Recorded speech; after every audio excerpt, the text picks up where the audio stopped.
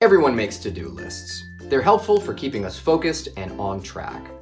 But what if they're focusing us on the wrong things?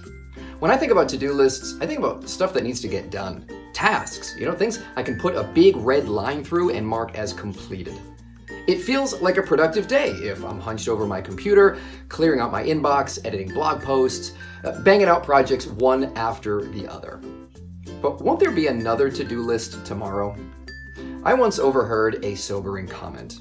When you die, there will still be emails in your inbox.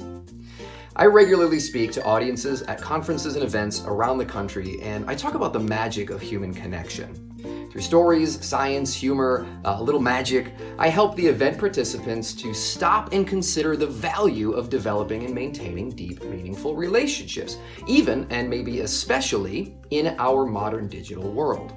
Nobody has come up to me after my talk to argue that tasks are more important than relationships. Everyone pays lip service to the fact that people are important and a top priority. And then their phone dings and they get sucked right back into being too busy. Let's not be that person. The problem with how people try to be productive is that they're focused too much on accomplishing tasks. But the real way to have a productive day is to create daily opportunities to nurture relationships. Instead of only writing out a to-do list, try writing out a to-who list. A to-who list is a list of names. Who do you need to check in with today? Who do you need to thank?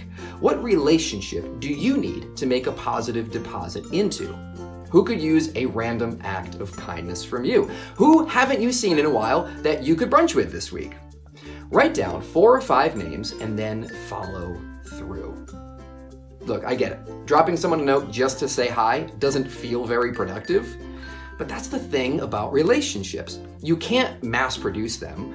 They don't scale. They each require their own special kind of manual labor to maintain, and you will never be able to check them off as completed. But it's the little things like doing a to-who list that make the difference between saying that you value the people on your team and actually valuing them. It's the difference between being an organization that people want to work for versus a place that puts "we value our people" somewhere on a mission statement hidden away on some back page of the company website. So I challenge you to try writing a to-who list every workday for 3 weeks. Each time you write a to-do list, also write a to-who list. Some names can repeat, or you can come up with new names every time, totally up to you.